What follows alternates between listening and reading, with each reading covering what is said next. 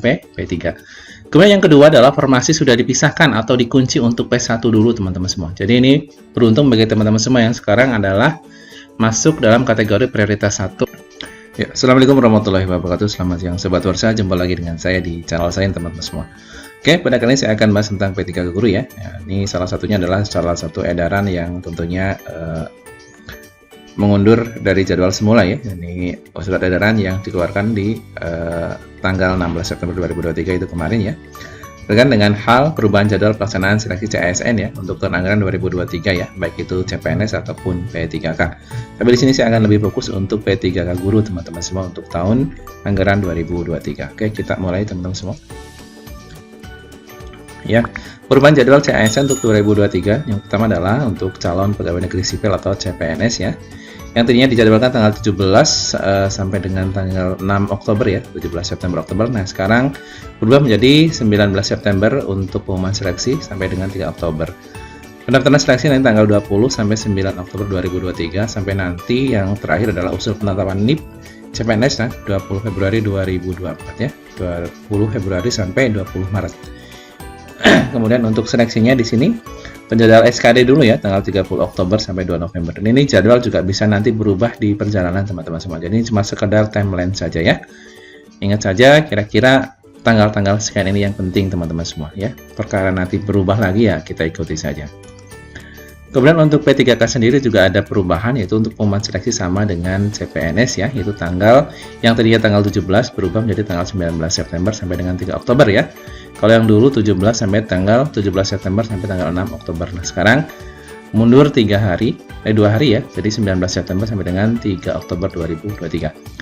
Pendaftaran seleksi nanti akan ada di tanggal 20 September sampai dengan 9 Oktober ya, sampai nanti pelaksanaan seleksi kompetensi nanti akan dijadwalkan 8 November sampai 2 Desember 2023 sampai dengan usul penetapan NIP3K nanti tanggal 13 Januari sampai dengan 11 Februari 2024. Ini juga jadwal juga nanti tentunya bisa berubah ya, tinggal di cross check saja nanti di web resminya ya, karena nanti akan ada informasi terbaru di sana berkaitan dengan mungkin perubahan jadwal ataupun yang lain ya.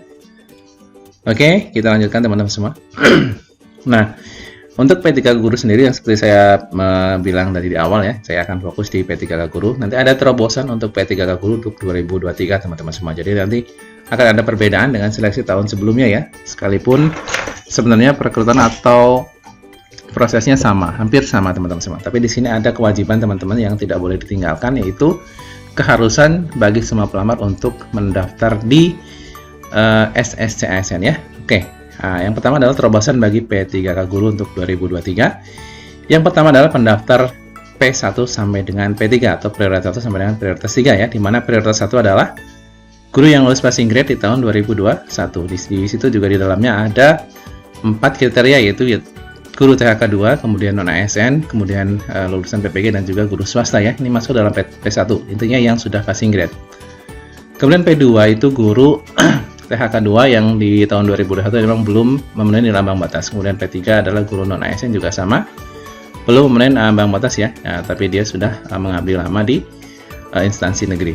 Nanti dibedakan teman-teman semua ya, pendaftaran P1 sampai dengan P3 ini dibedakan ya. Nah, ini 17 September sampai dengan 1 Oktober ya. Nah, ini didahulukan 2 minggu dari P4 atau umum. Nah, ini sekarang sudah mundur menjadi 19 ya teman-teman semua. Ini didahulukan 2 minggu dari pelamar umum, jadi ini dikhususkan untuk P1 sampai dengan P3. Kemudian yang kedua adalah formasi sudah dipisahkan atau dikunci untuk P1 dulu teman-teman semua. Jadi ini beruntung bagi teman-teman semua yang sekarang adalah masuk dalam kategori prioritas 1 atau P1 ya.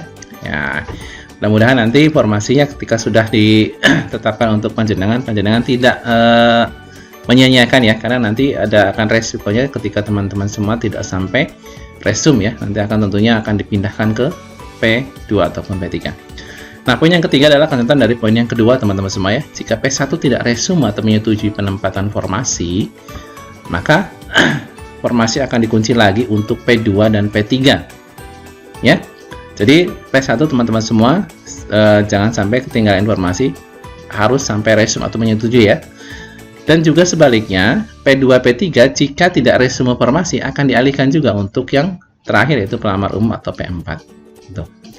Kemudian yang poin keempat adalah tidak ada sanggah hasil seleksi ya, tidak ada sanggah hasil seleksi. Jadi ketika nanti formasi sudah ditetapkan ya sudah, itu memang haknya. Kemudian yang kelima adalah jika P1 saat dibukanya seleksi tanggal 17 September atau sekarang sudah berubah 19 ya, berusia genap 60 tahun maka hangus status P1-nya. Memang batasan kita sebagai guru untuk pensiun adalah umur 60 tahun. Jadi memang jika nanti pas pendaftaran dibuka ke umur yang sudah genap 60 tahun maka sudah hangus P1-nya ya. Nah, ini teman-teman semua. Nah, ini yang penting teman-teman semua bagi P3K guru ya. Nah, alur pendaftaran SSCASN untuk 2023 khusus P3K guru. Poin pertama adalah daftar akun. Semuanya nanti akan daftar ya di laman sscsn.pkn.go.id. Sama semuanya nanti pelamar mengisi NIK, nomor KK. Nah, ini yang sering bermasalah di NIK ya. Kadang-kadang data tidak diketemukan. Nah, makanya teman-teman semua harus berusaha mencari atau menyelesaikan permasalahan itu dengan Dukcapil ya, ketika NIK tidak diketemukan. Kemudian nomor KK, nama lengkap, tempat tanggal lahir, nomor handphone dan sebagainya nanti tentunya nanti akan harus diisikan ketika mendaftar. Kemudian password akun SCN dan pertanyaan pengaman. Ingat, pertanyaan pengaman nanti ketika teman-teman suatu saat nanti ketika membuka akun SCN kok lupa password, nanti di akhirnya akan ada cara lain untuk mengganti password, yaitu dengan pertanyaan pengaman tentunya. Dan ini harus diingat-ingat teman-teman semua. Kemudian nanti ketika mendaftar harus upload foto KTP maksimal 200 KB. Ingat, ini ukurannya juga harus dipersiapkan, dan melakukan sebuah foto. Kemudian pelamar nanti mencetak kartu informasi akun. Kemudian nanti akan ada validasi data kependudukan, filtering Dapodik ya. Nih teman-teman semua, dua ini akan disaring ya, mulai dari NIK. Kemudian nanti filtering Dapodik juga akan tersinkronisasi di sini ya. Kemudian yang kedua nanti akan ada penentuan prioritas secara otomatis ya. Sistem akan menentukan prioritas atau akan mendeteksi ya apakah teman-teman semua nanti masuk P1, P2 ataupun P3 atau mungkin bahkan pelamar umum ya. Nah, ini ada prioritas 1, 2, 3 sampai 4 ya. Yang pertama adalah P1 wajib mendaftar sampai resume ya. P1 pun tidak seperti dulu. Kalau yang tahun 2002 itu kan sebenarnya karena sudah punya akun berarti tinggal login saja. Tapi kalau untuk sekarang P1 pun harus sampai resume. Ingat, harus sampai resume. Kemudian P2 dan P3 tidak bisa turun prioritas jika tidak ada formasi yang dibuka. Ya. Kemudian P4 bisa mendaftar ketika formasi P4 ini masih tersedia. Kalau tidak ada ya sudah, P4 tidak bisa mendaftar. Kemudian P3 dan P4 bisa naik status menjadi P2 jika termasuk THK2. Ingat, jika termasuk THK2. Ya. Kemudian pada proses ini ada tahapan konfirmasi oleh peserta. Ingat, P1 di sini sekalipun sudah dinyatakan sebagai prioritas utama, tetap harus mendaftar sampai resume ya. Kemudian daftar formasi. Nah, nanti teman-teman juga harus mengisi biodata, memilih jenis seleksi atau P3K guru, serta memilih pendidikan sesuai Dapodik dan jabatan. Kemudian mengupload dokumen, kemudian resume, dan mencetak kartu pendaftaran. Itu ya, yang ketiga. Kemudian yang keempat adalah seleksi administrasi. Nah, ini panitia nanti akan memverifikasi data pelamar. Jadi hati-hati untuk data-datanya harus valid dan benar teman-teman semua ya. Jangan sampai nanti ketika sudah resume ternyata ada kesalahan nama dan sebagainya. Kemudian panitia mengumumkan hasil seleksi administrasi, pelamar dapat melakukan sanggah. Kemudian panitia pengumuman hasil sanggah, pelamar yang dinyatakan lulus dapat mencetak kartu ujian. Nah, ini bagi pelamar P1 tidak dilakukan proses seleksi administrasi ya. Jadi untuk P1 ini untuk poin 4 tidak ada di sini ya. Kemudian yang kelima adalah seleksi kompetensi ya.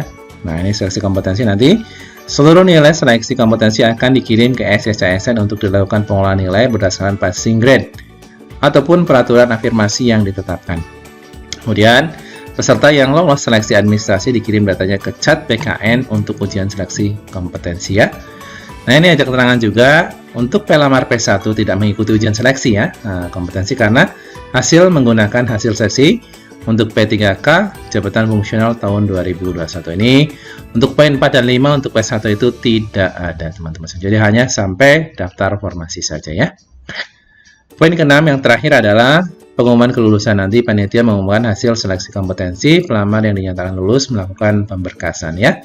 Jadi nanti baik P1, P2, P3, bahkan mungkin ada yang pelamar umum mungkin di daerah lain ataupun yang mana. Nanti untuk pengumumannya nanti akan bersamaan tentunya ya. Jadi adalah timeline atau awal pendaftaran SSASN yang perlu teman-teman ketahui ya, bahwasanya P1 juga jangan enak-enak dan santai-santai saja. Bahwasanya ini berbeda dengan tahun 2022 di mana 2022 masih menggunakan akun SSN yang lama. Tapi untuk 2023 pelamar P1, P2, P3 bahkan pelamar umum harus mendaftar terlebih dahulu ya. Jadi dari awal lagi. Oke, terima kasih. Selamat siang. Assalamualaikum warahmatullahi wabarakatuh.